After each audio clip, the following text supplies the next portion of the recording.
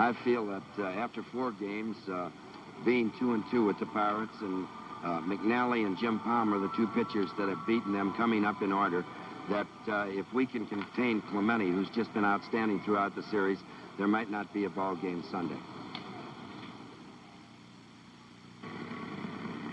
Well, I've been asked about the Pirates' chances for winning the series. You take our ball club that has been a decided underdog since the series winners were announced, and now we lose the first 2 ball games in Baltimore and bounce back and take the next 2. And now for the 6th and 7th game, if we need them, I have a young fellow named Bobby Moose and Steve Blass cranking up. And I say we got as good a chance as anybody, because it's a 2 out of 3 game series, and I got 3 pretty good chuckers going for me. And as you've heard, each manager highly confident. As NBC Sports, a service of NBC News, presents Game 5 of the 1971 World Series. The American League champions, the Baltimore Orioles, versus the National League champions, the Pittsburgh Pirates. Brought to you by the Dry Look. The wet head is dead. Long live the Dry Look. By Phillips 66, the performance company. At Phillips 66, it's performance that counts. And by Chrysler Corporation, extra care in engineering. Your host today, your local Chrysler Plymouth dealer. Hi, everybody. Kurt Gowdy of NBC Sports. Bob Prince, the broadcaster of the Pittsburgh Pirates. And down in the stands again, my partner on NBC's Game of the Week, Mr. Tony Kupek. And 2 21-year-old rookies and a 37-year-old veteran are the toast of Pittsburgh. But it's a new game, and we'll probably have some new heroes. That's the way the series has progressed day by day. The Pirates are even now. This will be the last game in Pittsburgh. We have a traveling date tomorrow, and then we'll move into Baltimore Saturday and Sunday if needed. Now let's take a look at the starting pitchers of today's game. And Dave McNally is going to be on the mound for the Orioles. He won the opening game 5-3 with 9 strikeouts, a 21-game winner. And he has been a blue chipper in World Series competition.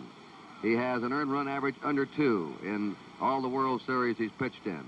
He's going to be opposed by a right-hander, Nelson Briles, who pitched well late in the season for the Pirates, winning 8 and losing 4. Briles had some difficulty with a pulled leg muscle in the playoffs, and he says, though, he's completely healed now. And I heard that statement, Bob Prince, that Danny Murtaugh made, said it's now 2 out of 3 for the World Series championship, and that he has 3 outstanding pitchers ready to go. Is Briles one of those? Well, Briles would have to be one of them, Kurt, no question about that. Then if the Pirates could win today, he could then go with Johnson on Saturday and come back with Blass if necessary, or the reverse of that. If Baltimore takes the lead, come right back with Blass on Saturday. So he has his 3 pitchers ready to go.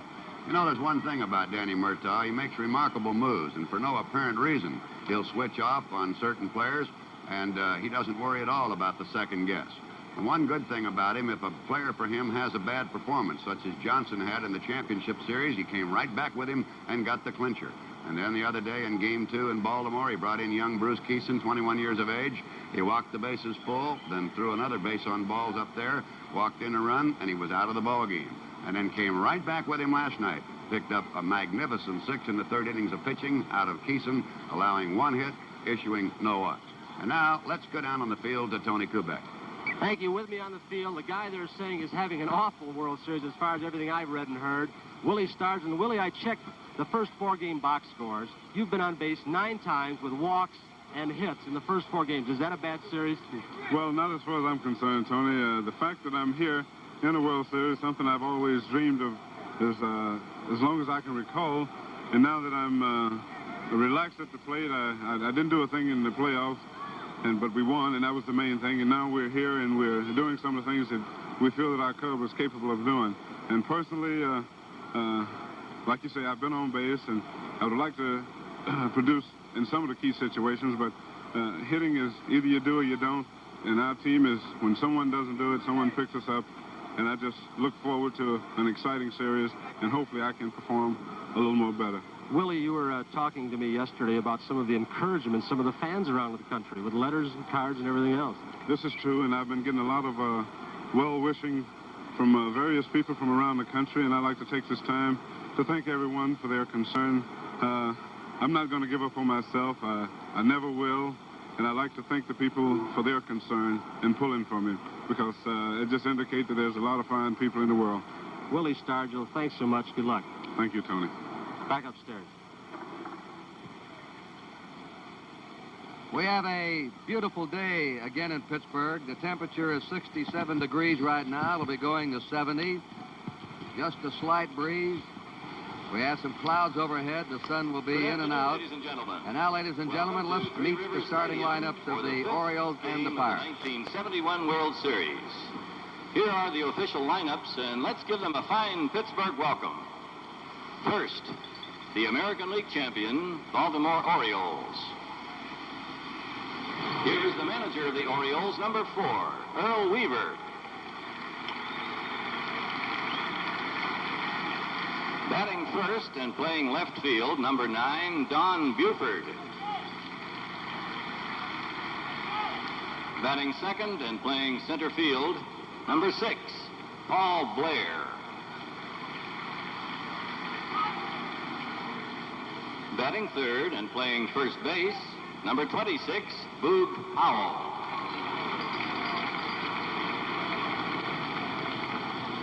Batting fourth and playing right field, number 20, Frank Robinson. Batting fifth and catching, number 10, Elrod Hendricks. Batting sixth and playing third base, number 5, Brooks Robinson. Batting seventh and playing second base, number 15, Dave Johnson. Batting eighth and playing shortstop, number 7, Mark Belanger. Batting ninth and pitching, number 19, Dave McNally, who is warming up in the bullpen. And here are the remaining players and coaches of the Baltimore Orioles.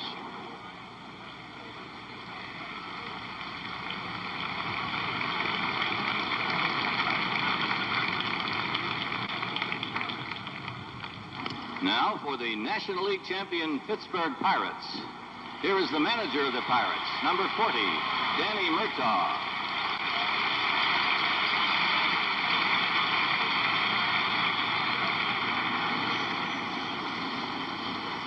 Batting first and playing second base, number 30, Dave Cash.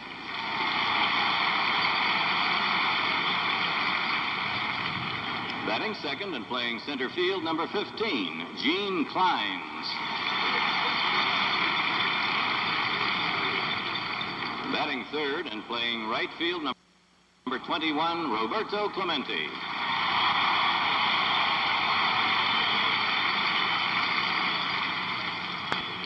Batting fourth and playing left field, number 8, Willie Stargell.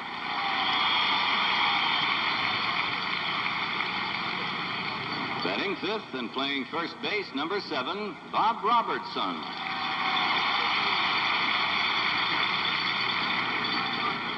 Batting sixth and catching, number 35, Manny Sanguillen.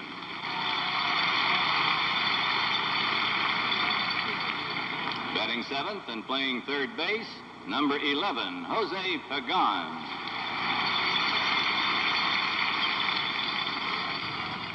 Batting eighth and playing shortstop, number 2, Jack Hernandez. Batting ninth and pitching, number 34, Nelson Briles, who is warming up in the bullpen. And here are the remaining players and coaches of the Pittsburgh Pirates.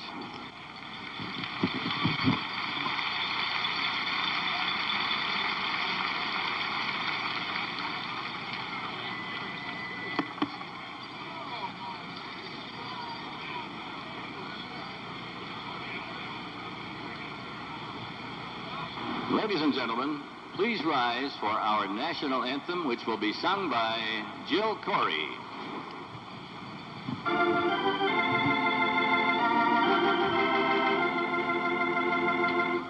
Oh, say,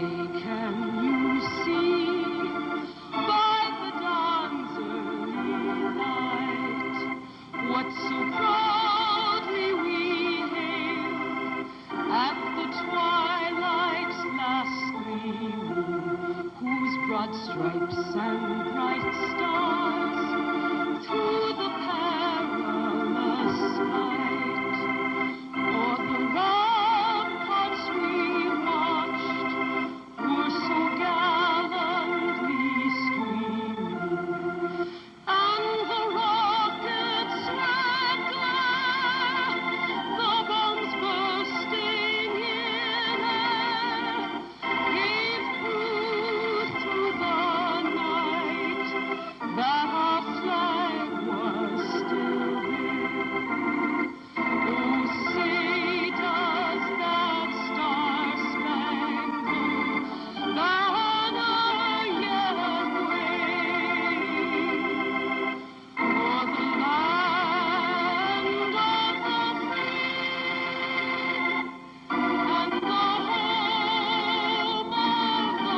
of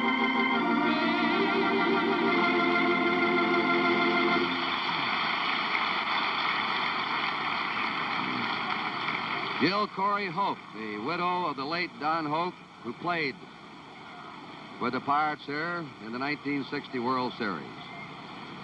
The umpires are at home plate, and now we're going to have the ceremonial first pitch for Game 5. The honor goes. That's Warren Giles, the former president of the National League, to Phil Patton, the president of the minor leagues of baseball. Now, who's going to throw it out? Mr. Giles presenting it to Phil Patton. Congratulates him. And there it is. Caught by Manny Sanguillen.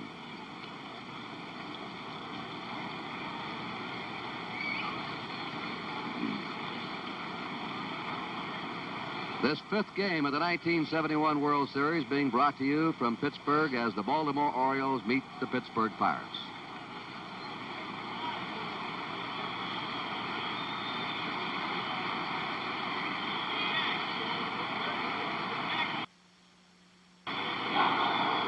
You're doing the first 4 and a half.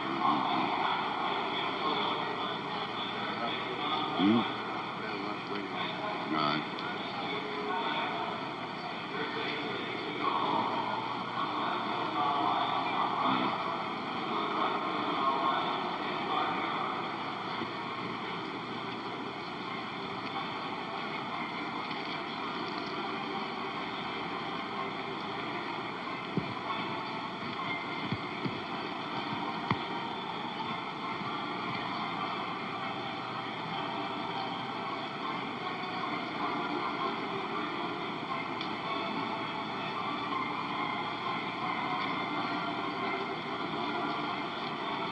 I'm going to do it.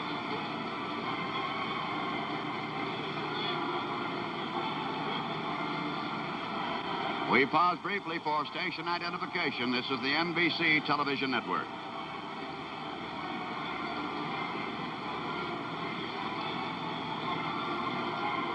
Game 5 just about to get underway, and today's umpires at home plate, Jim Odom. At first base, John Kibler. At second base, Nestor Shylock. At third base, Ed Sudol. In left field, John Rice. And in right field, Ed Bargo. The Pirates will be taking the field momentarily and will break from their dugout on the first base side. It is 340 down both lines here, 385 right center, left center, and 410 straight away. And as Kurt Gowdy has told you, it is a perfectly magnificent day for this fifth game, which of course means so much to both ball clubs. And this will be the last game played here in the 1971 series, as the Orioles and the Pirates will now journey then to Baltimore. And the Pirates now take the field.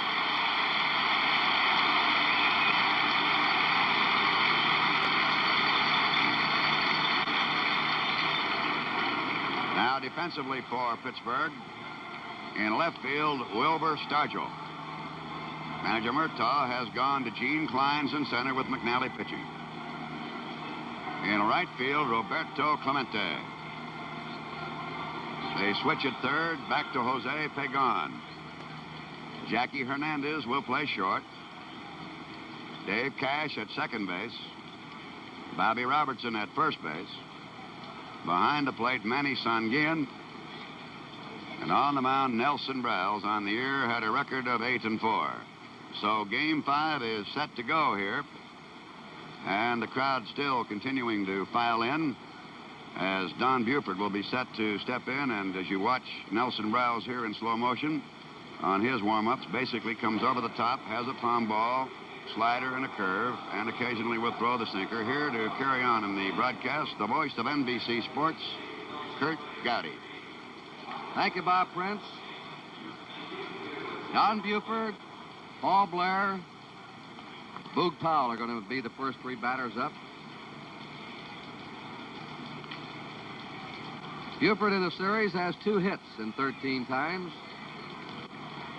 He had a home run in Baltimore. He's knocked in 2 runs. A .290 batter for the season. Jose Pagan plays him tight at third. Buford's a good bunter.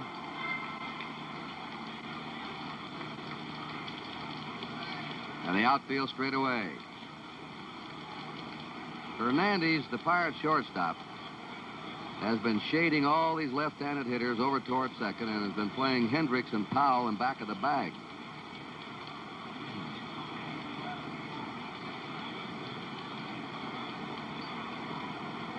Here's our first pitch of game 5, and it's foul back.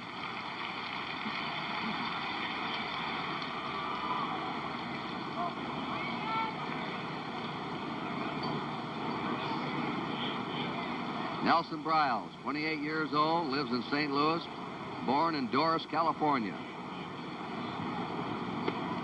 High and away. Won 6, lost 7 last year. This year he won 8 and lost 4. He attended Santa Clara University and Chico State College. The 1-1 delivery. A high pop. Hernandez, the shortstop, calling for it. 1 down.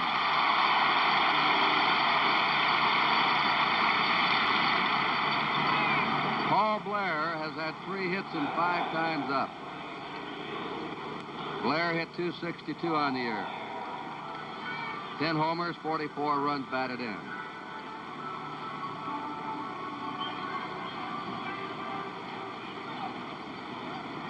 Blair being played to left, and the third baseman, Pagan, still playing shallow. That one's fouled into the seats. Because Blair also is an excellent bunter.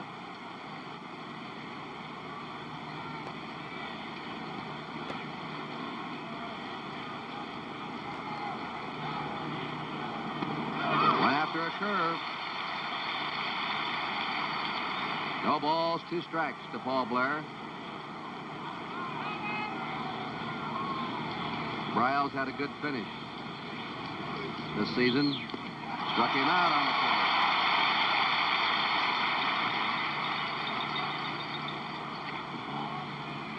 Dropped the ball behind the plate. 0-2. That's in there. Like Blair was waiting for the curve again, and he pumped the fastball right through. 2 down.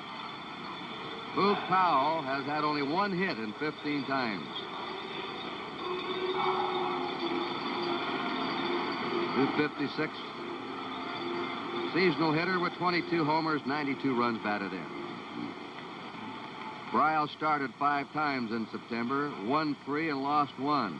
Pitched 3 complete games during the last month.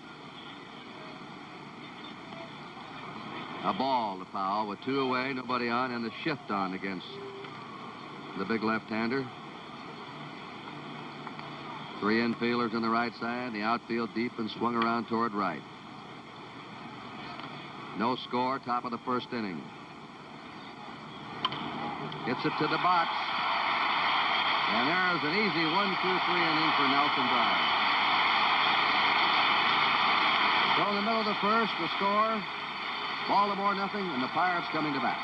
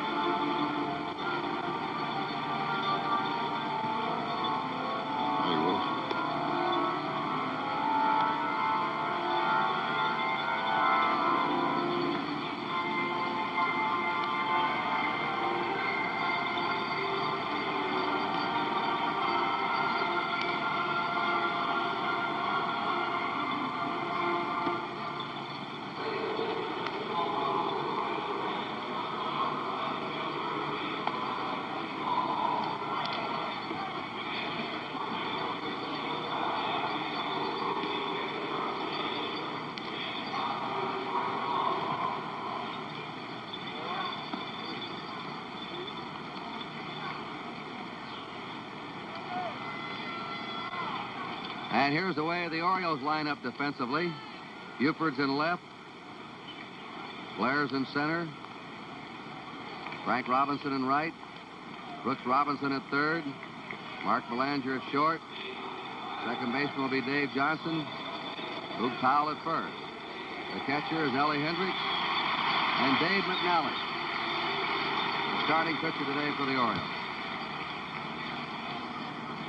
Dave McNally, as you study him, had maybe his best fastball of the season in the opening game of the World Series when he struck out his seasonal high, 9. Instead of starting him last night, they wanted him to have another day's rest to keep that good fastball he had. And the fastball is outside. 1-0 to Dave Cash, who's had 3 hits and 17 times. Knocked in a run and batted .289 for the year. Ball 2. In that opening World Series game, McNally struck out 9, walked 2, gave up just 3 hits. 2 of the 3 hits by Roberto Clemente. The 2-0 pitch. 3-0.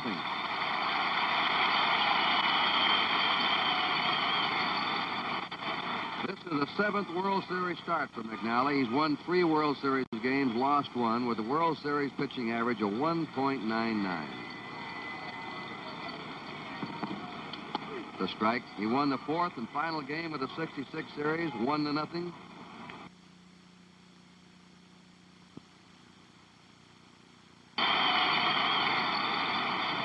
This is the 7th World Series start for McNally. He's won 3 World Series games, lost 1, with a World Series pitching average of 1.99. The strike. He won the 4th and final game of the '66 series, 1-0. Against the Dodgers on the home run by Frank Robinson. The 3-1 delivery. And he walks Dave Cash.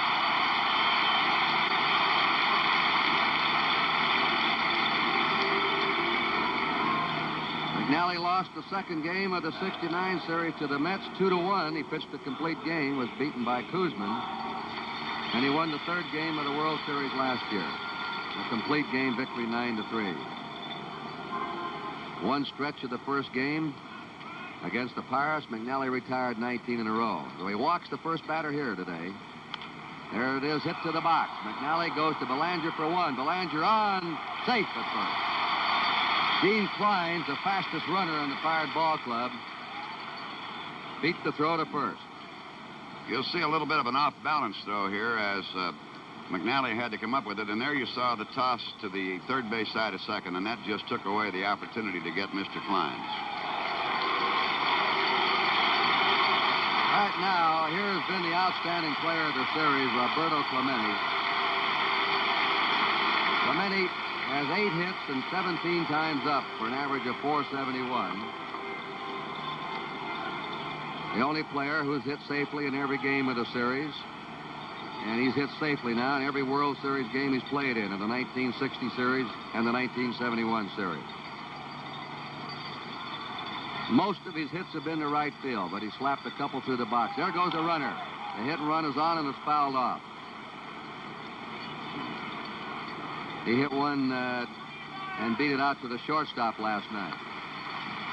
Gene Klein at first base, who stole 15 bases out of 21 attempts this season as a part-time player. And, Kurt, that's the first time in this series the Pirates have started right off with a hit-and-run play of that nature. Murtaugh may be trying to establish an early pattern as we watch it now on the split screen. They've been playing very aggressively here in Pittsburgh. The 1-strike pitch. Foul ball.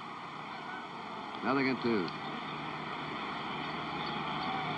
Bright sun today.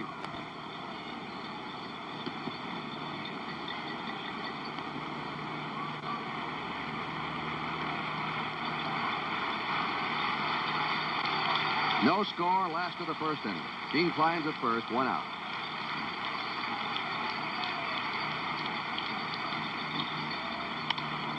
There's a drive to right field. Frank Robinson going back, and has it right up against the wall. Clemente nearly reached the wall in right field with that one. Very fine play by Robinson, running off to the left there, as you see, just about running out of track. A little bit of a breeze blowing out toward left. Robinson made a remarkable play there, Kurt. He certainly did, as Willie Stargell steps in with 2 down now. Gene Klein's at first and no score. They have a big banner hung up there in the facade in the upper tier in right field. Ball 1, Stargellville, a long way from home. And he's hit a couple of shots up there. There it is. And number 1 is the first one he hit in this park, or the first player to hit one in that upper tier.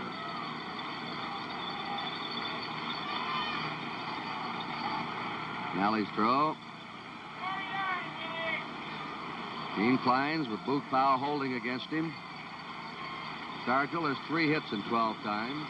Batting average of .250, but he's walked 6 times. Foul out of play and back third. Ball and a strike to Willie Stargell.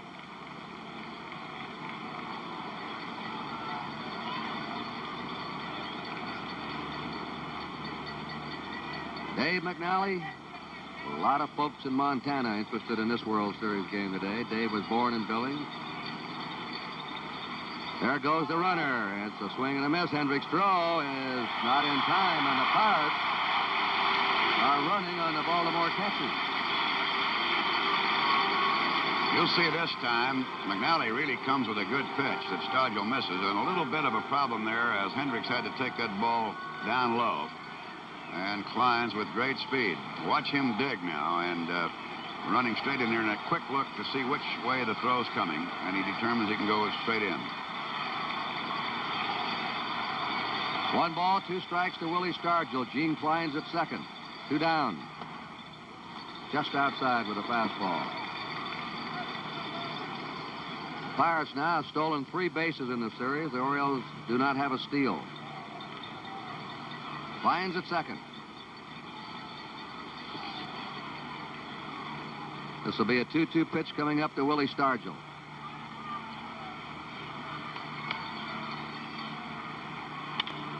There's a bounty ball to shortstop Belanger. And that's it. As the Pirates are out in the last of the first inning. They had no runs, no hits, there were no errors, a 1-man left. At the end of the first inning, it's the Orioles nothing and the Pirates nothing. Billy Hunter coaching at third for the Orioles. George Stoller at first. Nelson Briles is the 5th starting pitcher in this World Series for the Pirates. The last time that a World Series team used 5 different starters in the first 5 games was back in 1955 when the Dodgers, in 6 games, actually used 6 starters. They had Newcomb, Billy Lowe, Johnny Podres, Carl Erskine, Roger Craig, Carl Spooner. Podres started the 7th game and won. Frank Robinson checks a swing on a curve. Ball 1 to him. Robinson batting .500 in this series, 7 hits and 14 times. 2 homers, 2 runs batted in. That's hit to third, foul to Jose Pagan.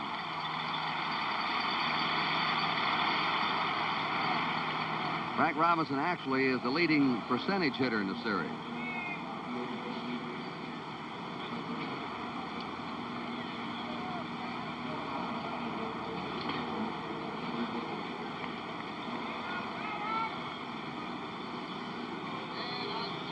The Orioles have 4 homers so far in this series. The Pirates have 2. They're just about even in runs. Now the Orioles have 20 runs and the Pirates 15. Base hits are about even. 1 ball, 2 strikes to Robinson. In the first 4 games, Pittsburgh had 32 hits. The Orioles had 31 hits. Ellie Hendricks will be on deck, and then Brooks Robinson. Foul ball, and Pagan is guarding that third base line against Robinson. Pirates have used shifts, and when they move those men around either right or left, they really move them around, Bob. They certainly do, and they make no bones about it. As we said earlier at the head of the show here, the Murtaugh makes moves, and they usually turn out to be right. 1 ball, 2 strikes to Frank Robinson. Nelson Briles' pitch. And there's trouble. That one blooping down. Going back is Bob Robertson to take it and foul down. 1 away. Telecast presented by authority of Major League Baseball, intended solely for the private non-commercial use of our audience. Any publication, retransmission, or other use of the pictures, descriptions, and accounts of this game without the expressed written consent of the Commissioner of Baseball is prohibited. Ellie Hendricks, hitting in the number 5 spot for the Orioles, has had 3 hits in 10 times. Hit .250 in 1971. And again, a shift on against Hendricks as the Pirates put 3 infielders on the right side and swing their outfield well around to right. No score in this game. A fly ball out to center fielder Gene Klein. Puts it away for the second out. Nelson Briles now has set down the first 5 men. This is not Nelson Briles' first World Series appearance.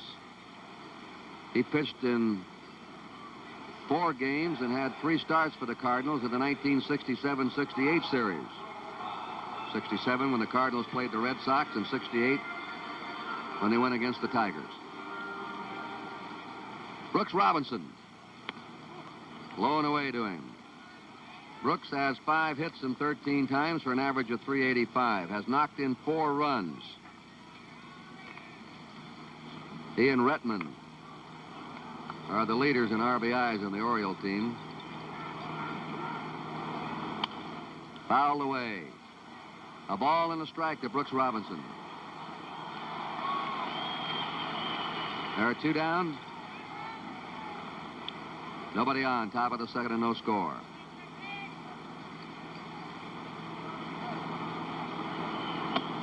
Just a little high. 2-1. Some observers thought the Orioles may have been taking too many pitches the last 2 games.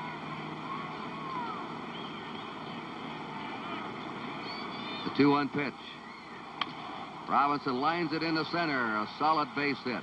Grabbed on a hop by Gene Kleins. And Brooks Robinson has his 6th World Series hit. First hit of this game, Dave Johnson. 3 hits in 15 times, an average of 200. He's been going up a point a year. 2 years ago, he hit .280. 1970, he hit .281. This year, he hit .282. It's going to take him a long time to get to 300 that way. Strike. He'll be the oldest 300 hitter in the history of baseball. Very steady ball player. You talk to the Orioles about him, they appreciate him. Brooks Robinson at first, 2 down.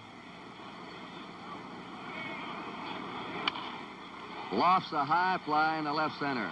The shortstop Hernandez out, center fielder Klein coming in. And Klein got out of the way wisely. It's always easier for that man coming on to make the grab.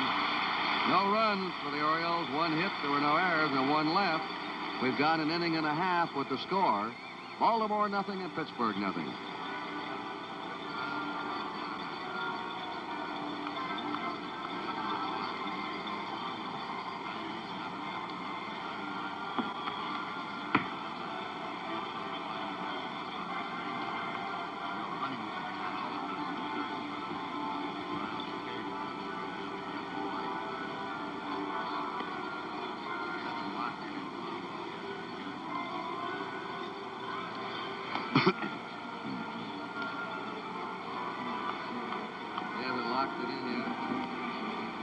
How's this mic, Lou? All right? This one I'm using?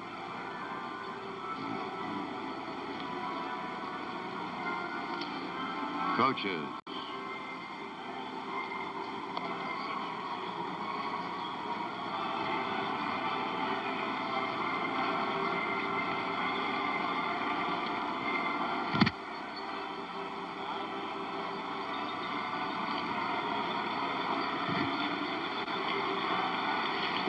Frank Osiak coaching at third for Pittsburgh. Don Leppard at first. Bob Robertson starts it off for the Pirates in the last of the second. Robertson, 2 hits and 14 times. One of those hits, a 3-run homer. There's a long blast in the deep center. That one is way back, and it is gone.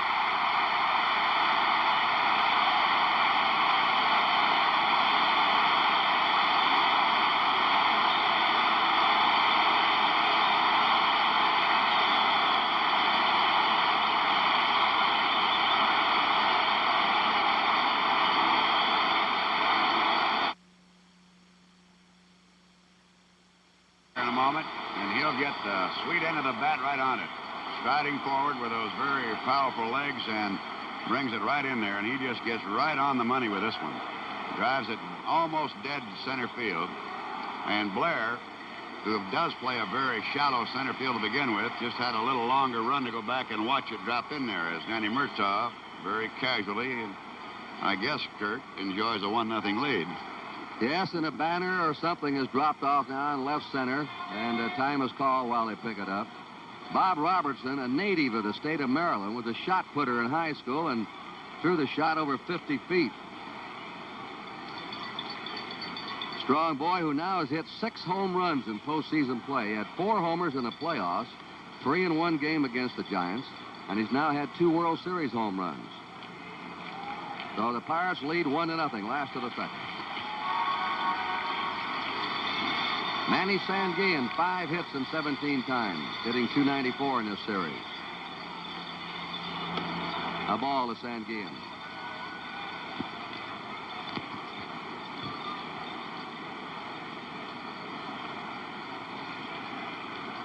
Sanguillen got off to a slow start in the series, but the last 2 games he's been on base. McNally way out of the strike zone, 2-0, and Hendricks decides he better have a chat with him. A traveling day tomorrow, an open date, the World Series, Game 6, 12:30 p.m. Eastern Daylight Time from Memorial Stadium in Baltimore.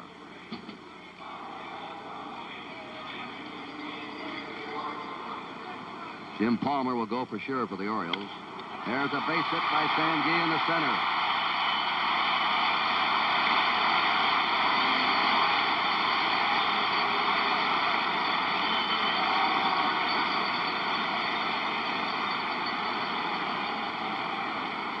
Sanguillen had 2 hits last night, had a couple of hits here in Game 3.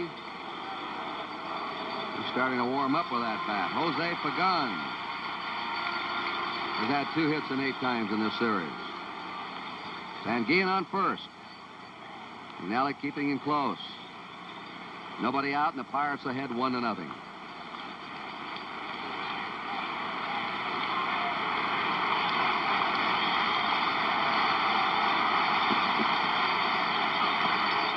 Breaking pitch, 0-1 to Pagan.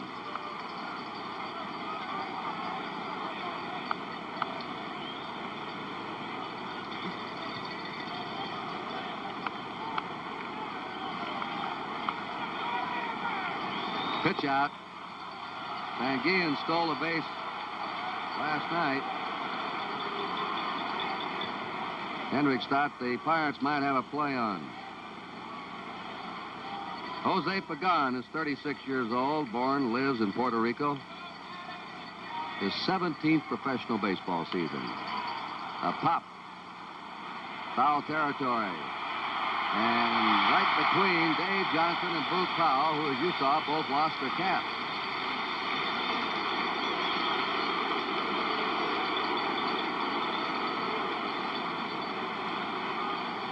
You can imagine when Boog Powell went lumbering down that sideline there, that might have been about a 6 on the Richter. That baby was really lumbering down there. He's some kind of big.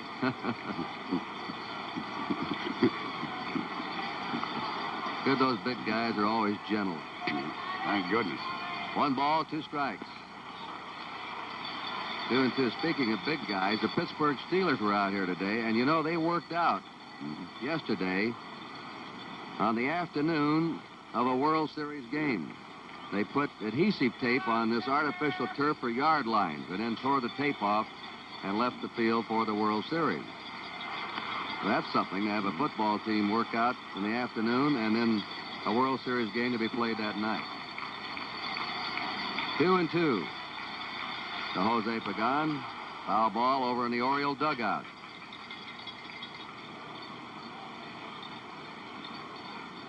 And as we've told you, Sanguillen, a catcher, can run. He's at first. He stole 6 bases out of 10 attempts this year.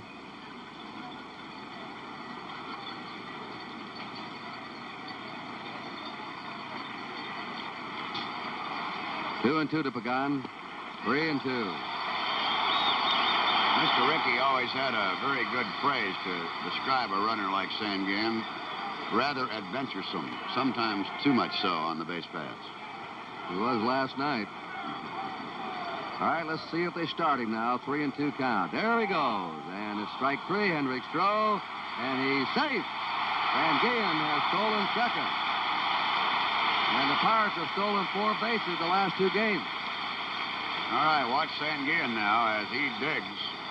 This is a low throw coming in, and Johnson was the man covering on the play. Now you can watch him all alone here as he comes in. A bang-bang play right there at second. But his foot is in there, and the tag is up on the knee. The catcher Sanguillen now has stolen 2 bases in the series. Jackie Hernandez up. Sanguillen on second, 1 down. Pirates ahead 1-0. A strike to Hernandez, who has 2 hits and 8 times.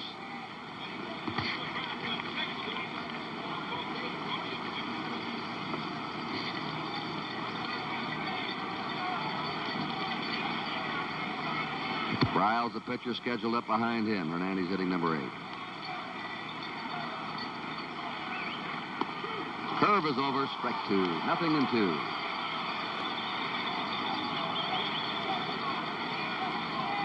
Dave McNally, the only American League pitcher since Red Ruffing in the 1930s to win 20 or more games 4 years in a row. This year he won 21 and lost 5.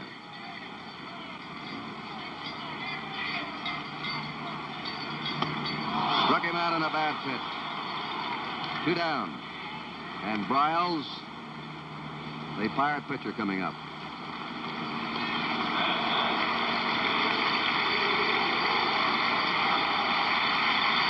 Not a bad hitter for a pitcher.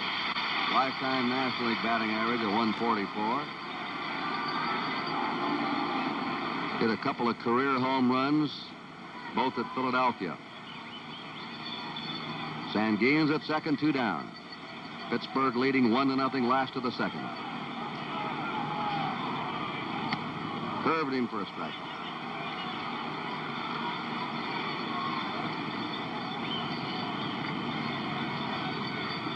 In the last 4 seasons of Major League Baseball, the 2 top winners have been Dave McNally and Ferguson Jenkins of the Cup. They've each won 87 games the last 4 years. Strike 2 in the curve. 0-2. Many people compare McNally to a former Yankee great Whitey Ford in their style of pitching.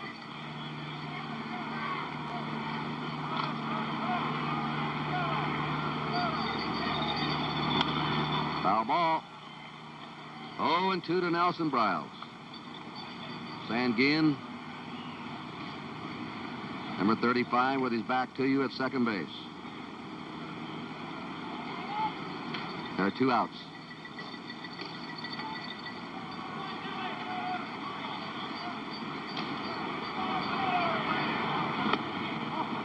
A ball and 2 strikes.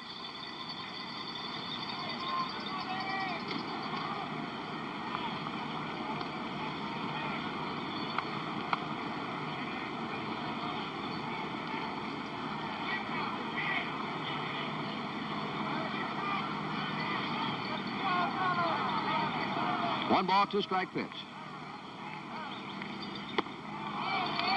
Hendricks said he swung. Umpire Odom says no. 2-2.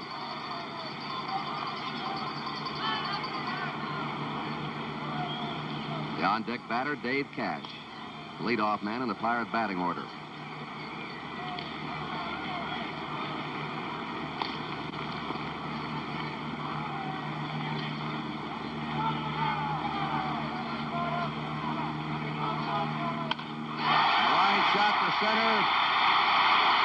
third is Sanguin. He scores. And the Pirates lead 2-0.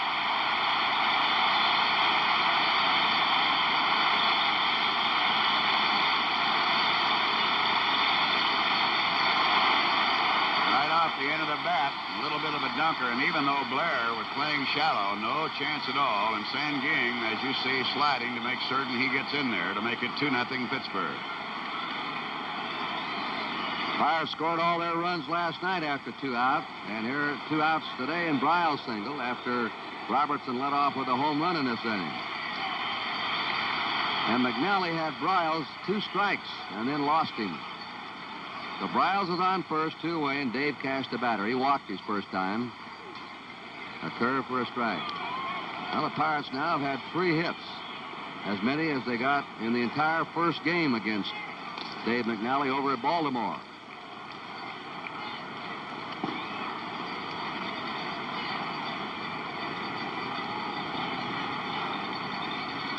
The 0-1 pitch is hit to Brooks Robinson, who gloves it over to Johnson, and that's it.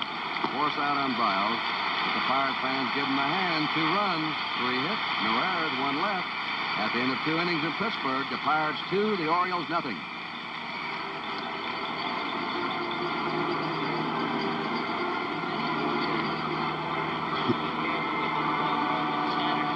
Then you want to go Sunday, huh?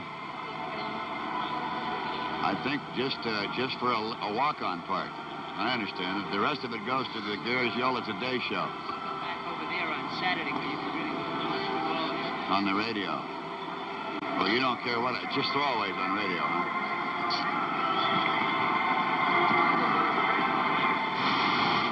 Huh?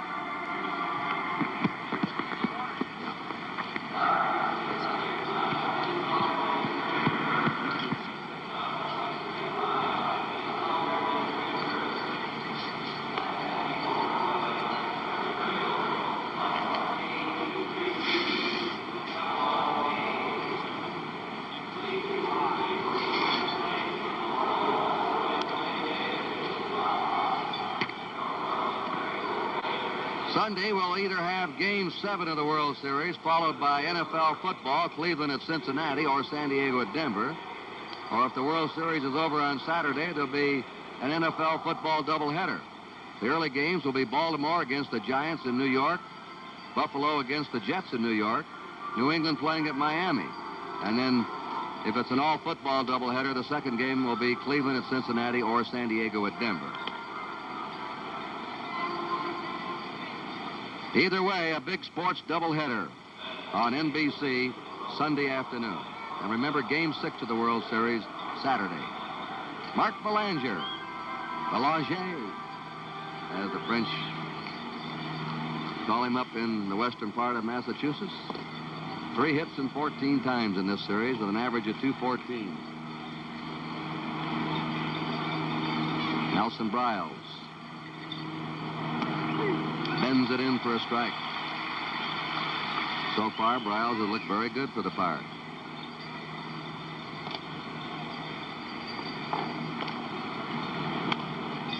Foul back. 0-2. Briles was traded by the St. Louis Cardinals to Pittsburgh along with Vic Davalillo for Matty Alou and George Brunette in January of 1971.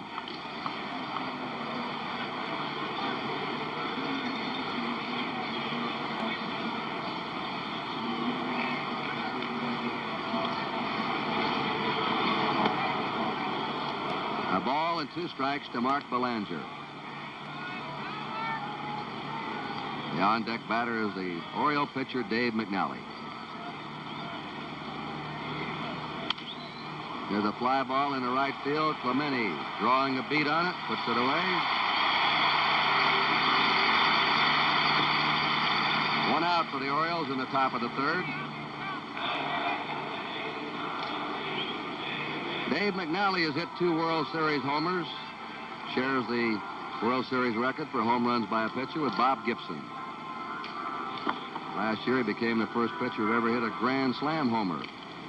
Hit it off Wayne Granger of Baltimore. Strike 1 to McNally.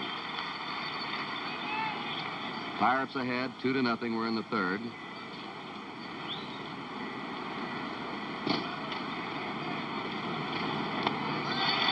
Strike two. You know, it couldn't have happened, but Bob, we could have had a forfeited game today. The Oriole uniforms didn't arrive back from the dry cleaners till 11 o'clock this morning.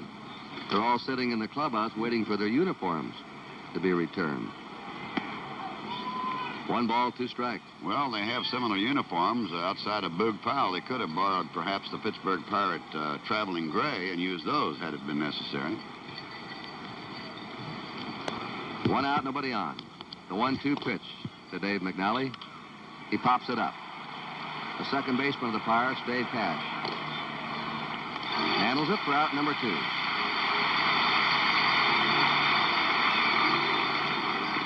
Now the top of the order, switch hitting Don Buford. He popped up his first time.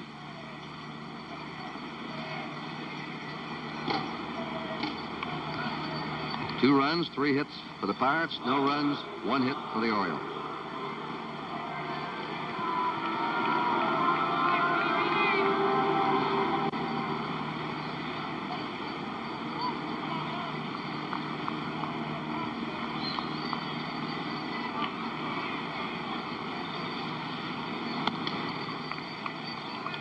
One to nothing to Don Buford. The Orioles got 3 runs in the first inning last night. A 1-1 count. They have been shut out since. They have now gone 10 2/3 innings without a run off the Pirate pitching.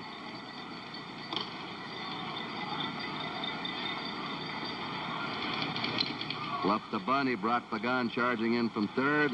It's ball 2, strike 1 to Don Buford with Paul Blair on deck.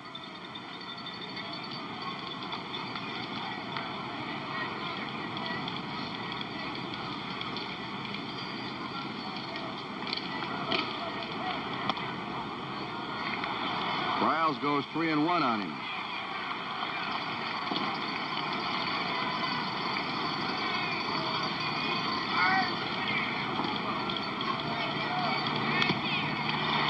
Full count. 2 down, nobody on.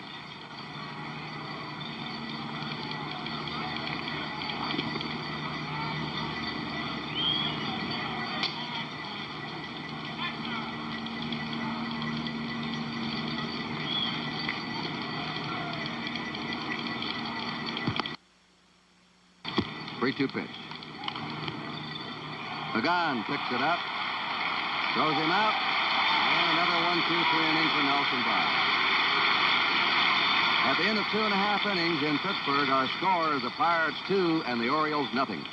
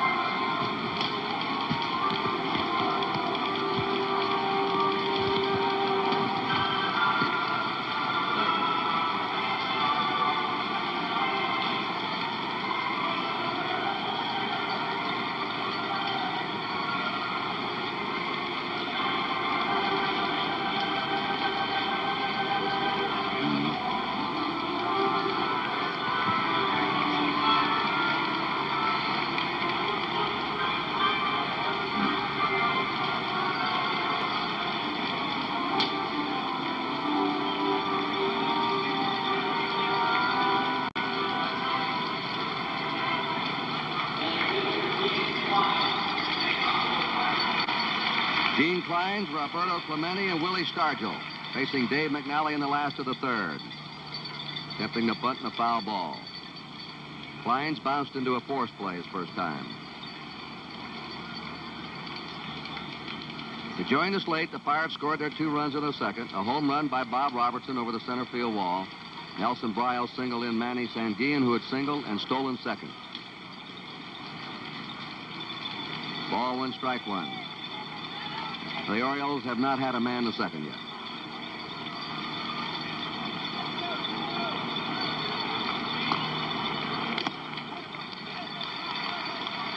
A high and outside fastball makes the count 2-1 to Gene Kleins.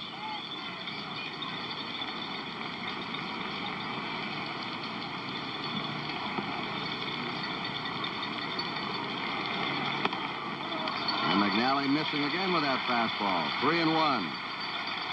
Getting his curve over better than he has his fastball, Bob. No question about that, and the Pirates perhaps have noticed that and laying off that fastball and waiting to try to hit a curveball strike. It was a fastball that McNally was getting most of his strikeouts on in Baltimore. 3-1 pitch. There's a good one. 3-2.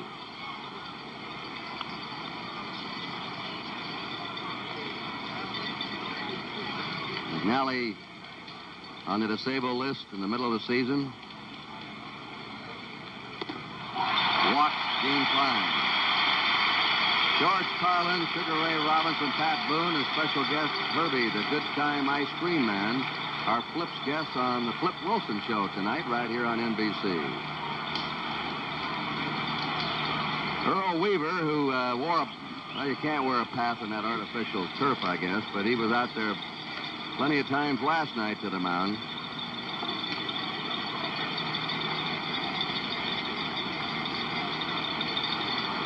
The Pirates, a non-walking team. They don't walk too much. They've received 22 walks from a pitching staff which normally has excellent control. Roberto Clemente did a long drive to right field that Frank Robinson grabbed right in front of the right field wall in the first inning.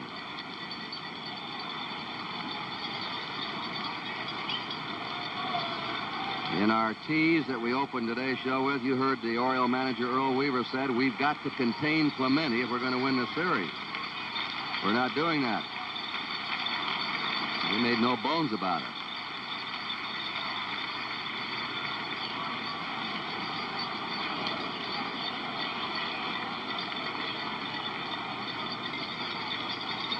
Clemente had 2 hits off McNally in the first game. Diving back was Kleins.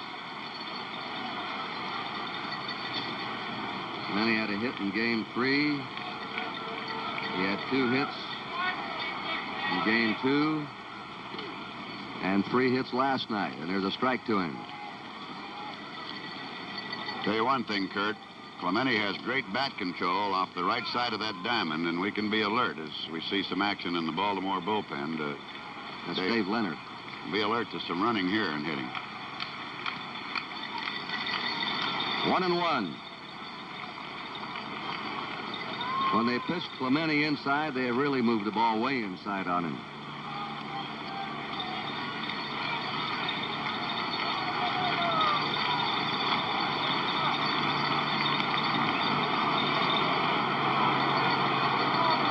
Pirates leading 2-0. Gene Kleins at first. Nobody out.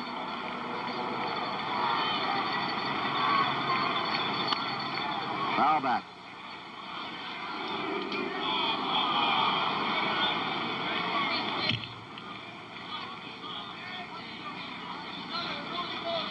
That's Willie Stargell waiting to come up next.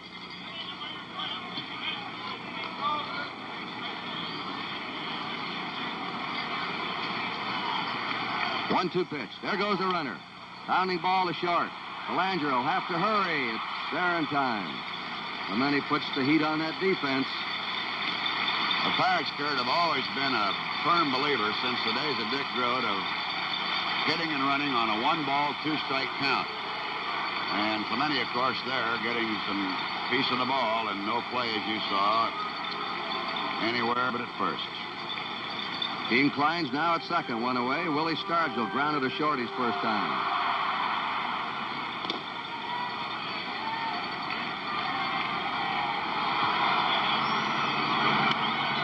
Foul back. Dave Johnson plays Stargell deep at second, a step or 2 off the infield dirt. And you see Boog Powell right on the first baseline. Pirates ahead, 2-0, last of the third.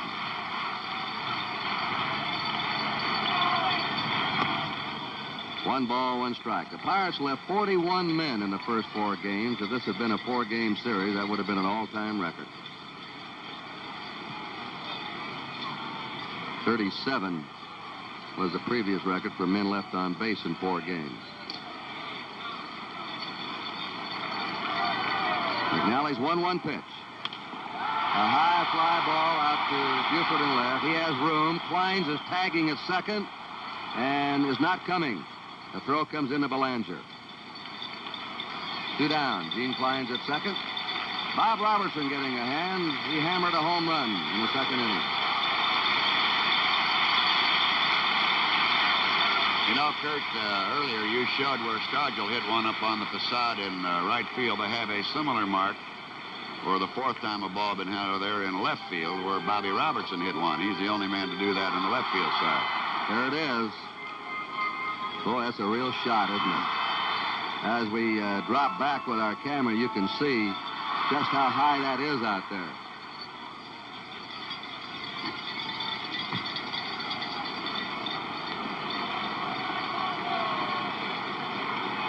Bob Robertson's had just 3 hits in this series, but 2 of them have been homers.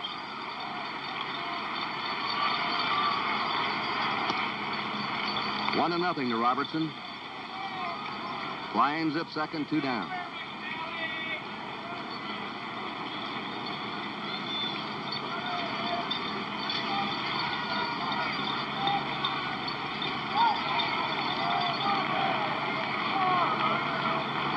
Left him back.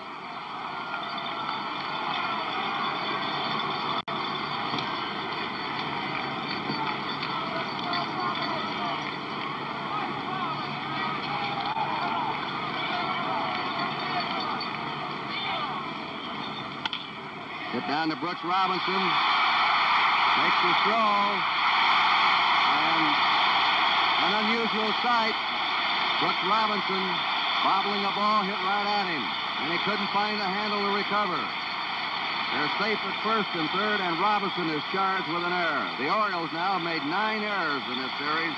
The Pirates have made just 1. And that's the last place where you would expect Baltimore to spring a leak. Here it is again. It was a hard-hit ball coming off that turf, and it ran up Brooks's arm. And then, as you see there, he just couldn't find the handle, and the throw is going to pull Boog Powell off the bag. Otherwise, he still might have gotten Bobby Robertson, who's not that fast a runner. That's Brooks Robinson's 2nd error in the series. Runners on first and third. A curve drops over to Sanguillen. The single to center his first time.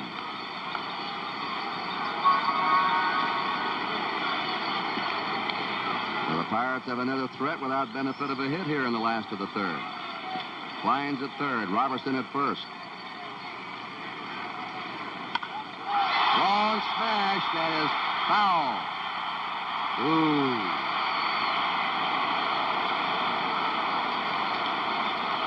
Boy, he tied into that one. He doesn't hit many home runs during the year. He hit 7. When Sanguillen hits the ball, it's usually vicious line drives or sharp blows back through the box.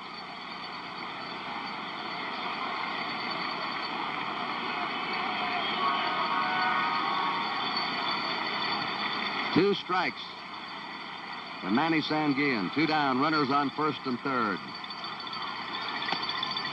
A ball and 2 strikes to him. And Dave Leonard is still warming up in the Baltimore bullpen.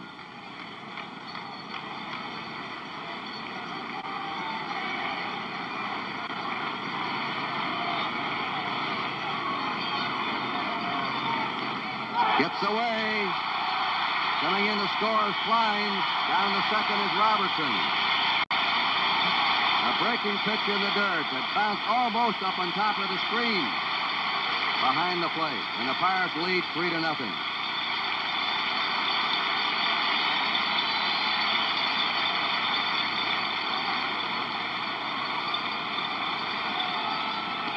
It has been scored a wild pitch against Dave McNally. A walk, an error, and a wild pitch. This isn't Baltimore's type of game, Kurt. I'm sure of that.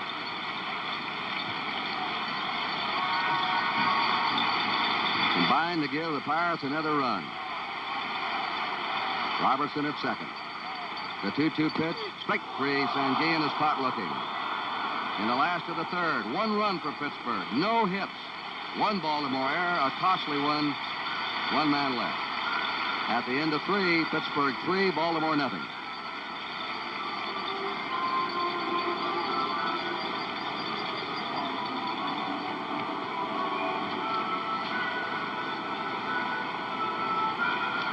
If Sanguillen hits a home run,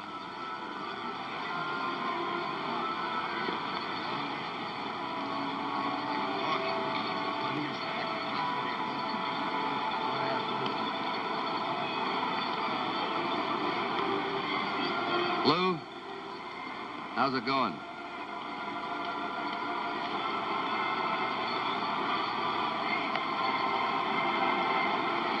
Yeah.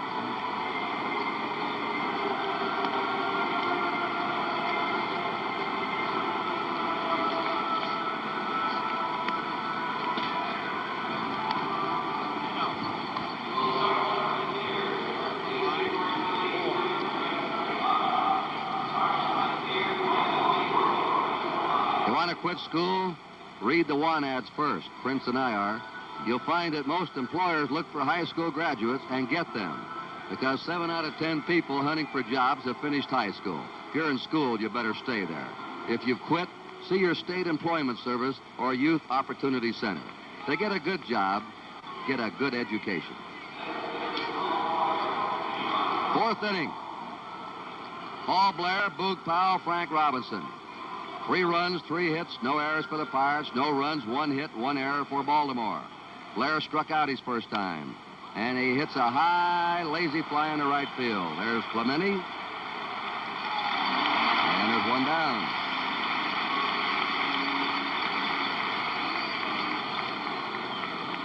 Boog Powell bounced to the pitcher his first time. normally throughout the season, like Willie Mays, Clemente would not play in a day game following a night game due to his age. I rather imagine he didn't even bother to look at the starting lineup card today.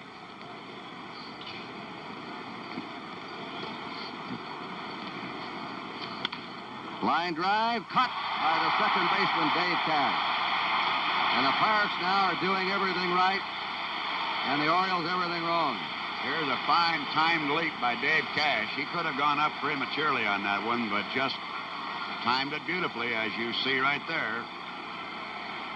And you're right, Kurt. So far, nothing has gone right for the Orioles, and it's about a turnaround of what happened the other way with the Pirates in Baltimore. Frank Robinson fouled out his first time. Quickly 2 down for Baltimore. Nobody on. A ball to Robinson, who wants the umpire, Jim Odom, to take a look at the ball, and a new one is tossed in.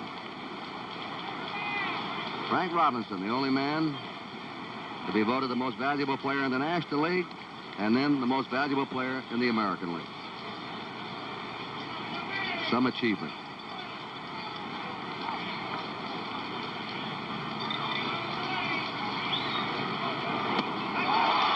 One ball, 1 strike.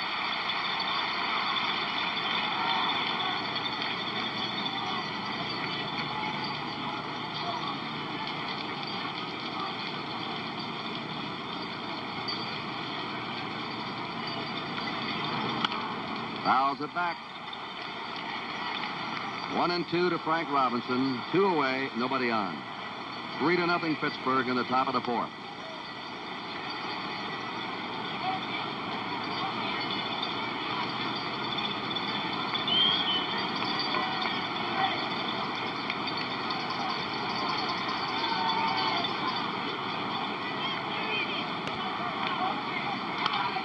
Foul again. Murtaugh has one thing that he does and has done all through his managerial career, Kurt. And he will never play a player unless he's 100% physically fit. And it seems thus far to be playing off here with Bryant.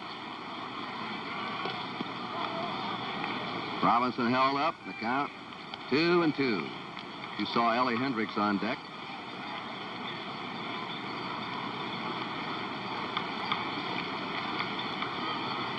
Free and easy right now, Danny.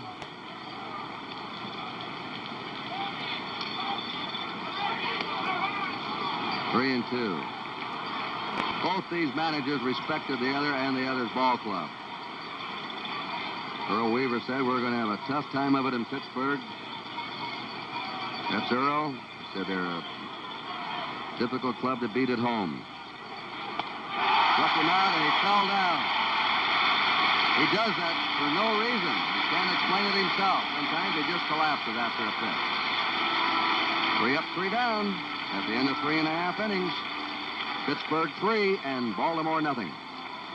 Good. Right on. I think we're doing all right.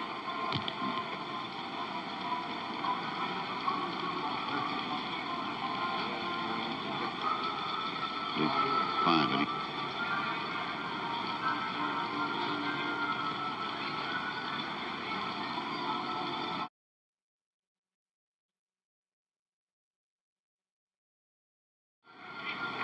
Now, a word on behalf of Major League Baseball. Bob Gibson of the Cardinals, Dave Roberts, the San Diego Padres fine young pitcher, will head a group of Major League stars on a tour of the U.S. hospital bases in Hawaii, Guam, the Philippines, and Japan. Nettles of the Indians and Danny Frisella of the New York Mets. The trip is sponsored by the USO with the cooperation of the Baseball Commissioner's Office.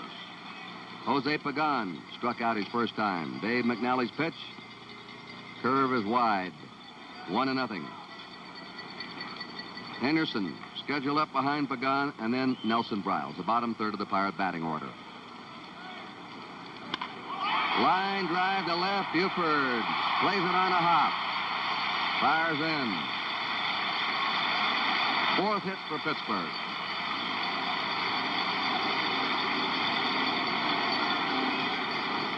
I think as we saw there, Kurt, Buford played that ball just a little peculiarly. He's alert to the fact that a ball hitting in front of him can bounce over his head, and he just might have been a little wary on that one.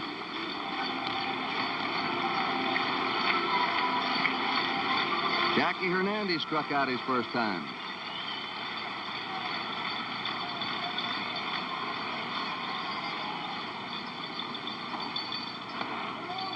Had the bunt on, ball 1.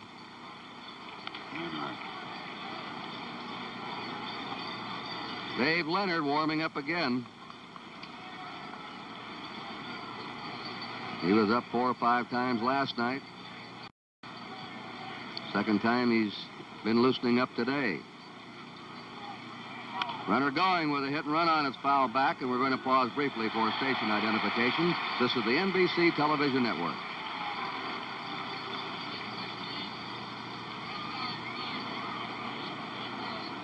And back here in Pittsburgh, Kurt Gowdy, Bob Prince, and Tony Kubek.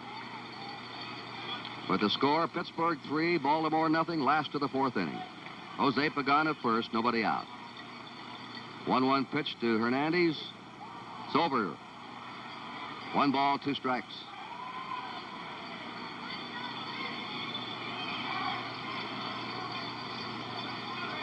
Briles, Pirate pitchers, coming up next.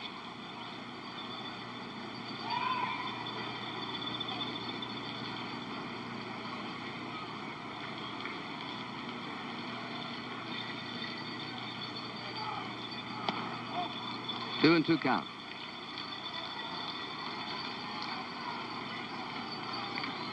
Jim Palmer will pitch for the Orioles Saturday. Guess it'll be either Bob Moose or Steve Blass for the Pirates. And he's thinking a little bit about Bob Johnson, too. Bob Johnson, too? Murtaugh doesn't announce too far in advance who he's going with. Weaver comes right out with his pitching plans. 2-2 pitch. 3-2 to Hernandez. I think Murtaugh was a little piqued at some of the reporters asking him why he just got a feeling about his lineup. Danny didn't have a feeling. He just has never done that at any time in his career. He just puts his lineup when he's good and ready up on the board. Pagan at first. McNally trying to keep him close.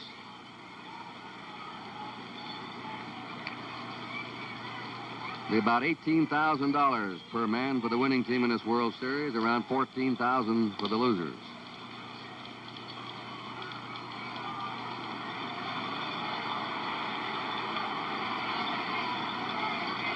A 3-2 count to Hernandez. Pagan at first, nobody out.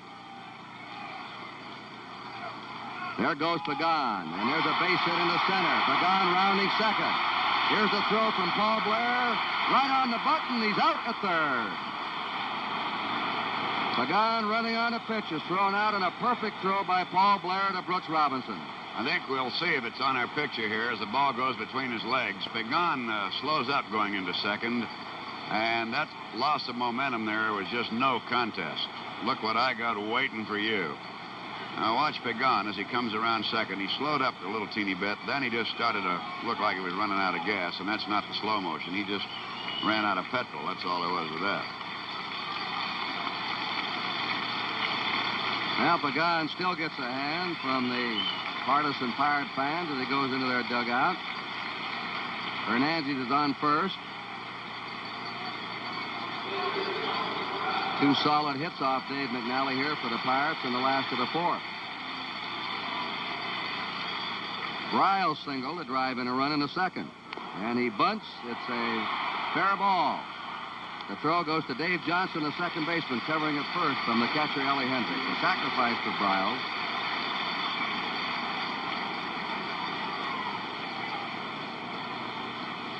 Hernandez now in scoring position at second. Top of the order, and Dave Cash, who's walked and bounced into a force play.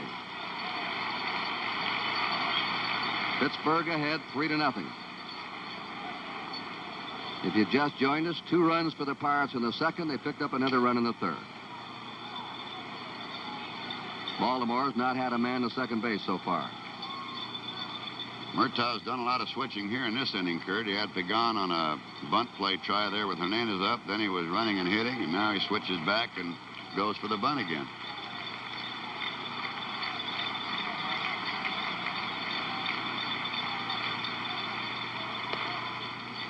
Ball 1 to Dave Cash.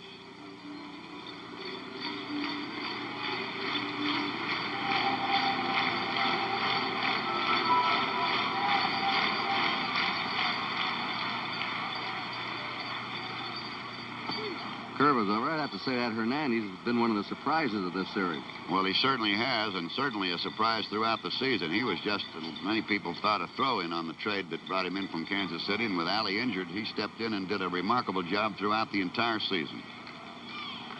Allie pitching 1-1 to Cash. Hits a ground ball to short. A long throw here by Belanger from the hole. It's in time. Fine pickup by Boog Powell at first. That's the throw they rate shortstops on from the hole. No runs. 2 hits for Pittsburgh. There were no errors. They left 1. At the end of 4 innings, the score, Pittsburgh 3, Baltimore 0.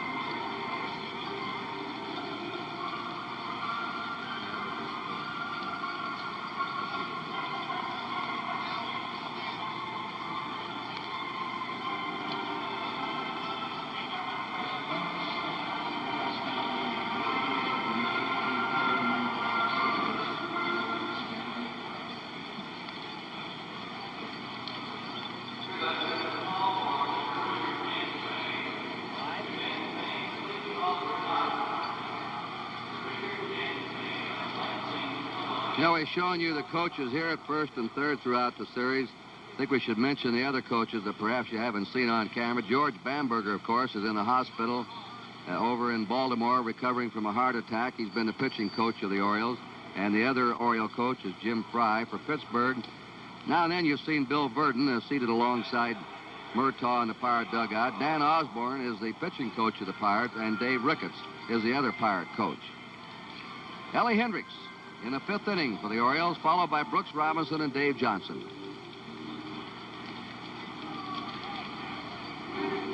Nelson Briles has stopped the Orioles so far on 1 hit. He has struck out 2. He's not walked anyone. Low to Hendricks for a ball. Hendricks fly to center field his first time. The Orioles now have gone 12 innings without a score after they came up with 3 runs in the first inning last night. Ball 2, 2-0. A shift on again for Hendricks.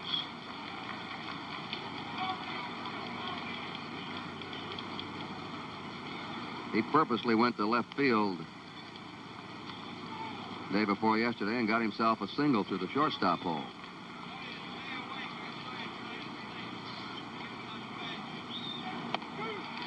Fires the fastball right in there. 2-1.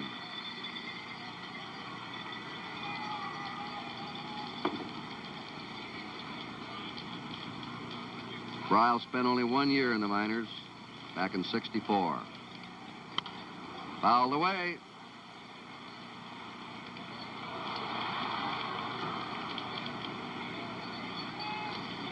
He's been used both ways. He started 132 times in his career, and he's relieved 139 times.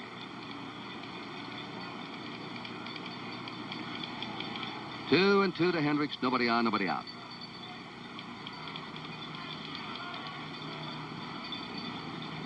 Normally has good control, as he's showing today. This year, he walked 2.3 batters every 9 innings he pitched.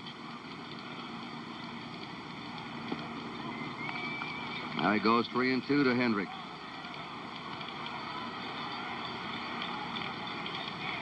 The on-deck batter is Brooks Robinson.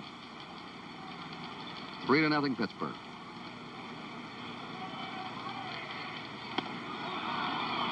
Hendricks is on. The first walk issued by Briles.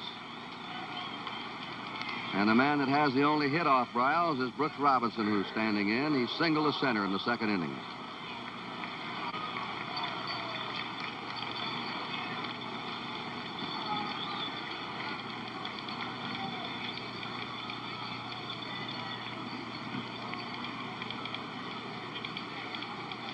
Frank Robinson with 7 hits. Brooks Robinson with 6 hits. Now lead the Orioles. Clemente with 8 hits leads the series.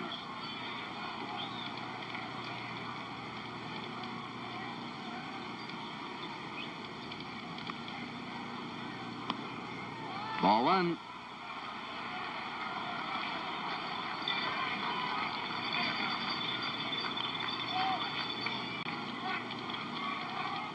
Top of the 5th inning. If you just joined us, the Pirates are leading the Orioles 3-0.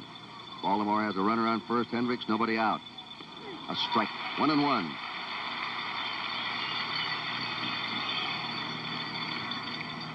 You see Robertson playing off the bag.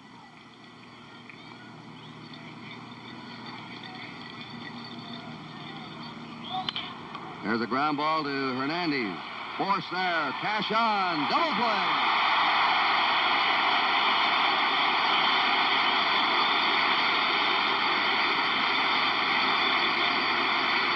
Hendricks trying to take him out. Well, I'll tell you one thing. Hernandez really made a fine play in the hole over here on the off-balance snap throw. And then Cash coming across that bag just did bail out. And if anybody got injured a teeny bit there, Hendricks. He's limping a little bit. Watch this play as Hendricks is coming in here trying to get Cash, who's pivoting away from him. Wonder if he stepped on his left hand, because Hendricks came in. There's a fly ball down the left field line by Dave Johnson. Willie Stargell says, I've got it, and he does. And the Orioles are out in the 5th. No runs, no hits, there were no errors, and nobody left. We've gone halfway, and the score, Pittsburgh 3, Baltimore 0.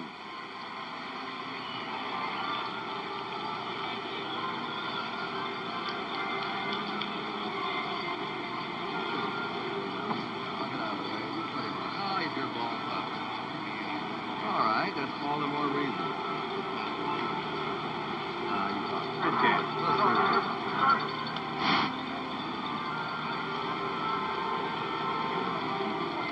I'll get out and let him sit the ball.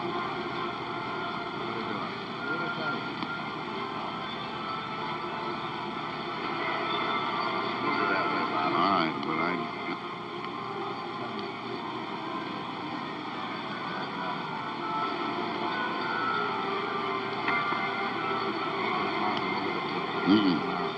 Yeah.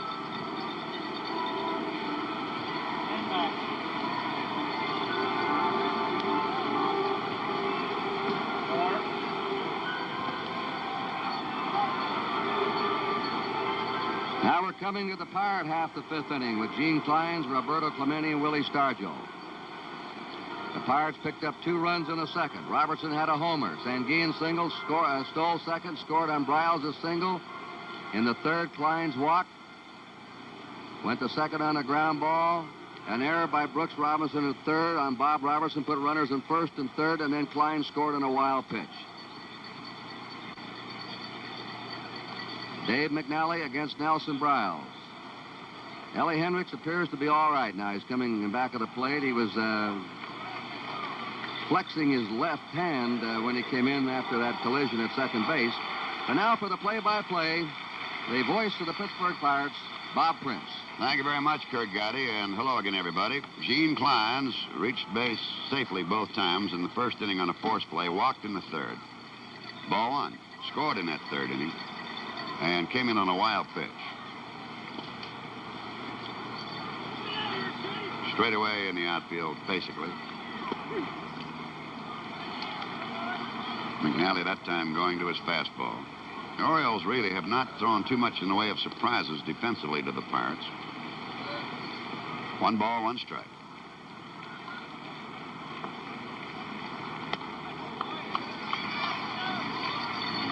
On deck, Roberto Clemente.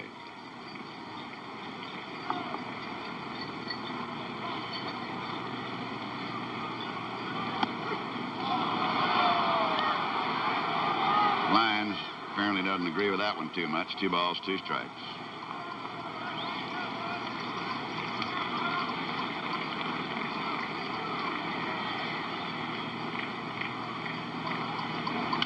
And it's hit deep to left center field, and Blair's going to have to really hustle for this one. That's extra bases. He's going to try for 3. They don't even make the throw. Belanger hesitated in getting rid of that ball. Might have had a play on him. We'll never know. Paul Blair, who plays a very shallow center field, and Clemente is now coming up. Clines hit that ball a long way, right on the warning track. Now watch the ball come into Belanger. And he seems undecided whether to go on the third with it. Well, we don't get him in that shot, and that's Clines hitting the dirt. And the Pirates now have a runner on third, no out, and the Orioles now have to pull the infield in with Clemente up. And Bobby Clemente, who has hit safely in every World Series game in which he has participated, 7 in 1960 and 4 thus far, is looking for his first hit. He lined deep to right field, and he grounded out to short. And back to the middle. A drawn in infield cost him a run. Clemente wasting no time, right back through the middle on the drawn in infield. That's his 9th hit in 19 or 20 at-bats, and he has now hit safely, Kurt Gowdy, in every World Series game as Earl Weaver comes out to the mound. And the Pirates have stung McNally today. 3 hits in the second, 2 base hits in the fourth, a triple and a single here in the fifth. They have been more aggressive at the plate here in Pittsburgh than the Orioles. And Earl Weaver's now decided that he's going to make a pitching change. So the Pirates knocked Dave McNally out. Dave Leonard will be coming in, and while we have a break in the action here at Pittsburgh, the score now is Pittsburgh 4 and Baltimore 0.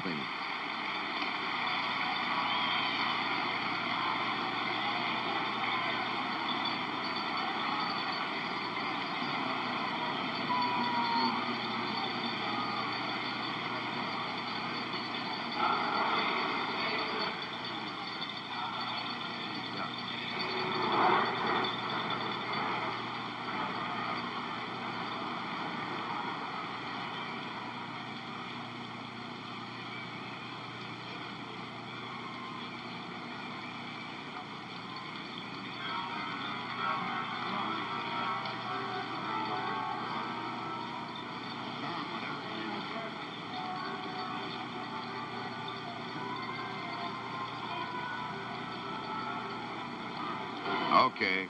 Identify the new pitcher down to Tony. Roger.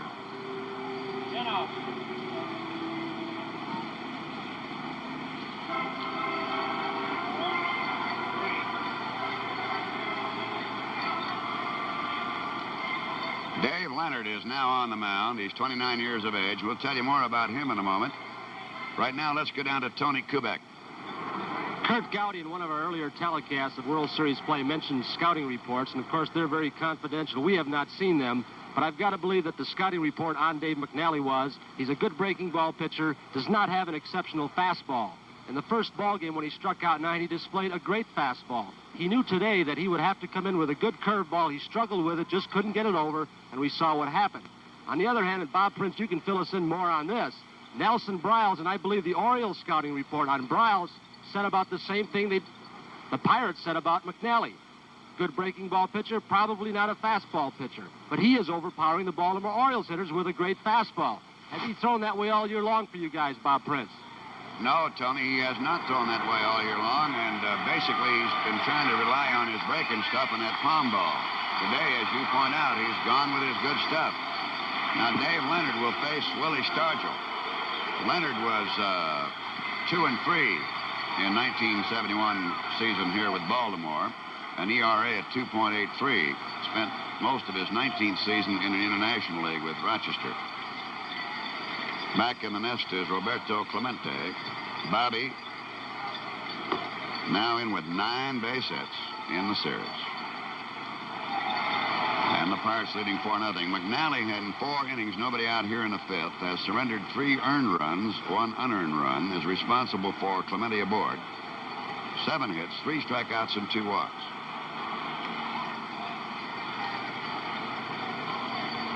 In the National League, very few pitchers ever throw over to first base on Clemente. They consider it an extreme waste of time.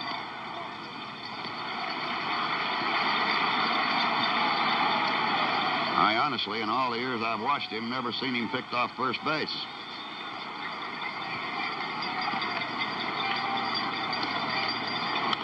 Pop up on the third base side to Brooks Robinson. And there's 1 out. There's activity again in the Oriole bullpen.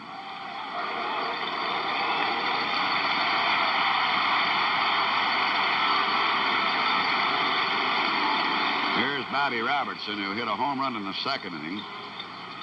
Got aboard on an error in the 3rd that allowed Kleins to reach third base safely, and Robertson, of course, the 1st. And then McNally wild pitch Kleins home with a 3rd run.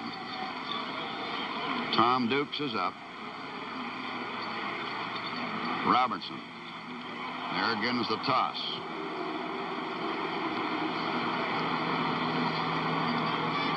Giving Robertson an awful big hole off the first base side.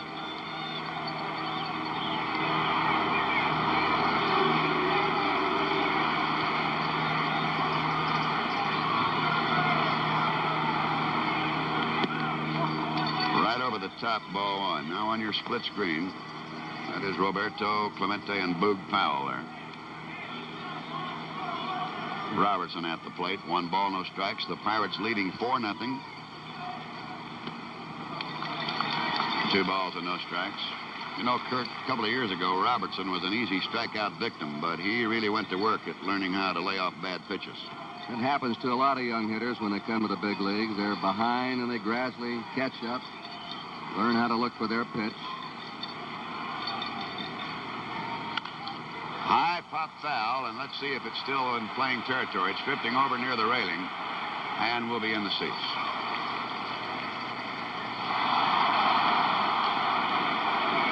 And the umpire there getting that foul ball.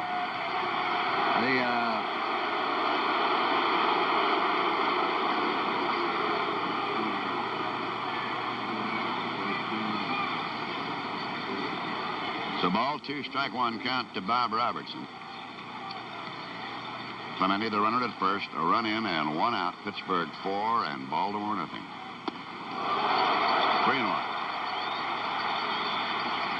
Speaking of catching up with big league pitching, I think the Giants have a fellow much like Robertson here, Dave Kingman, young right-handed slugger who is going to catch up with him and be a real factor in the National League in the power department.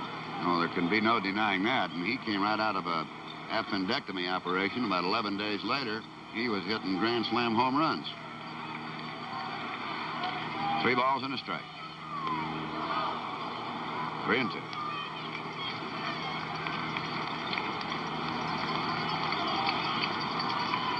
Now, normally, Danny Murtaugh does not have his runner going with Robertson up there for obvious reasons.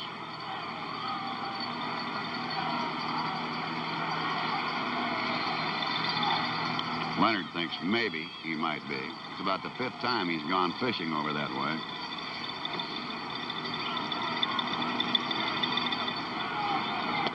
Ball 4, and Clemente was not going. Now that, for the Orioles, is their 3rd walk. Clemente at second is the responsibility of the departed pitcher, Dave McNally. And now Manny Sanguin, who singled and stole a base back in the 2nd inning and then scored a run and then struck out in the 3rd, stands in. The Pirates have had at least one man on base now, 11 innings in a row, since they went out 1, 2, 3 in the 2nd inning last night. It seems like every time you look up, they've got somebody on. Well, at the end of 4 innings here, they now, through all the series games, had stranded 45. Foul ball. Sanguin, if he should hit a home run, Pirate fans would like to see him do it. You'll have ample opportunity to watch him go around the paths. It looks like a walkathon. Takes a long time getting around. 1-1. Very amiable individual. There's Bobby Clemente and Bobby Robertson. Lots of speed on the front end of the 2 runners. Ball 2. Sanguin is a very happy individual. He's from Panama. He's a boxer. He's a youngster. Tremendous power, but very, very happy individual. A pop-up off the first base side, and if it stays in foul territory, it will. No infield fly rule, so it's 2 down. Boog Powell making that grab. Now Jose Pagan, who struck out and singled to left in the 4th. Now remember, as Kurt told you earlier, the Pirates throughout this season have been a very fine 2-out scoring ball club. They've already shown that. Here, scoring one of their 2 runs in the 2nd inning with 2 out, and scoring another one in the 3rd with 2 out. They lead 4-0 here in the bottom of the 5th.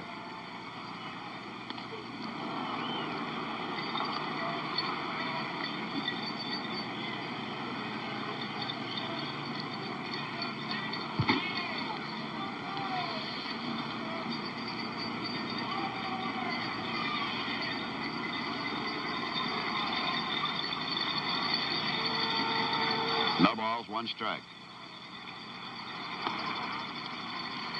1-1. That's Clemente at second, Bobby Robertson at first. Bobby singled to drive in Kleins, who had tripled. Robertson got on a walk.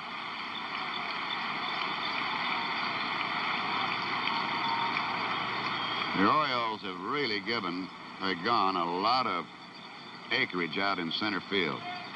Just wide open gap straight away out there. 2 balls and a strike. There you see the alignment of the Oriole inner defense and outer defense.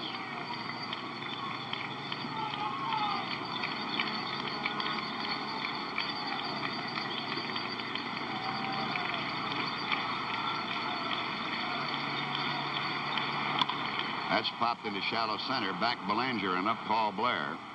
And it'll be Paul Blair for the out. So the Pirates score in the 5th inning, 1 run on 2 hits, no errors, and strand a pair. At the end of 5 innings, Pittsburgh 4 and Baltimore nothing.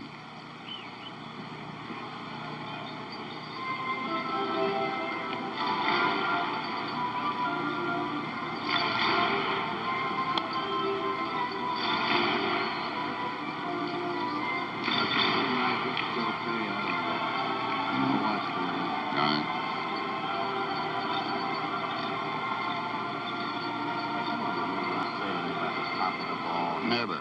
I know you didn't. I know I didn't. And I know he didn't. I don't know. I just suddenly dreamed up so you could have a little something to talk about, I guess. But I know doggone well you never said it, and I know I didn't. Sure do. No way.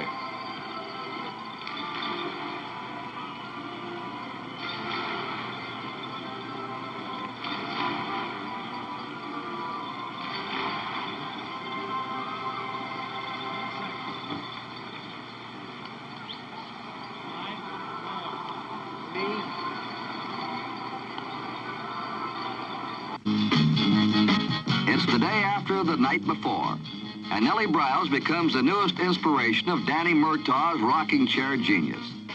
Briles, who hasn't pitched in 2 weeks, and very little then. But except for this single by Brooks Robinson in the second, and another by Boog Powell in the seventh, and walks to Hendricks in the fifth, and Buford in the ninth, Baltimore manager Earl Weaver wonders where all his big hitters went. Dave McNally, who finished strong the first time around, can't avoid trouble. And in the second, Robertson's blast is all the Pirates need.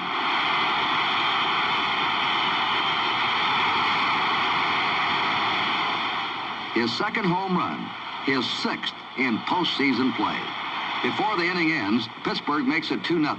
Sanguillen. Let him steal, Don.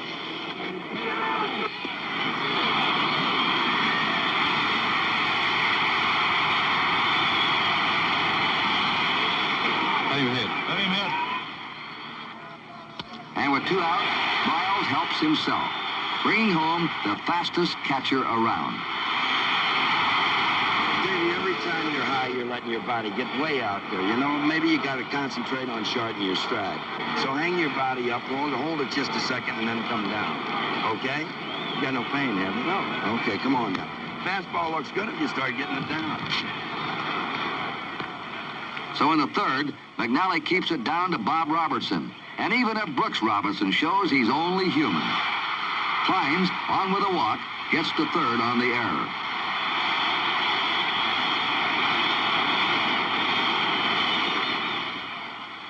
And this low into Sanguillen becomes a run-scoring wild pitch. Pittsburgh ahead, 3-0. Were they that good? No, we just said bad. In the fifth, Gene Kleins leads off.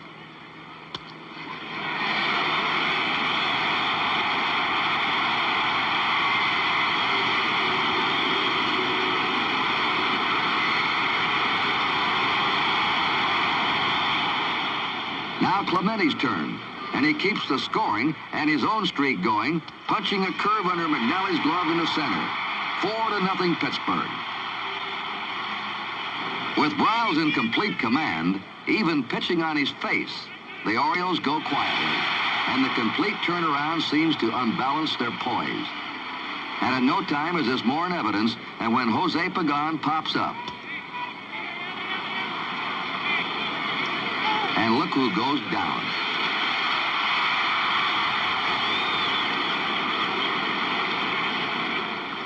The last out, and with it, a sweep in Three River Stadium. The Pirates taking the World Series lead, holding the Birds to 9 hits in 27 innings, showing the kind of pitching and defense that Baltimore is endowed with, but has not unveiled so far.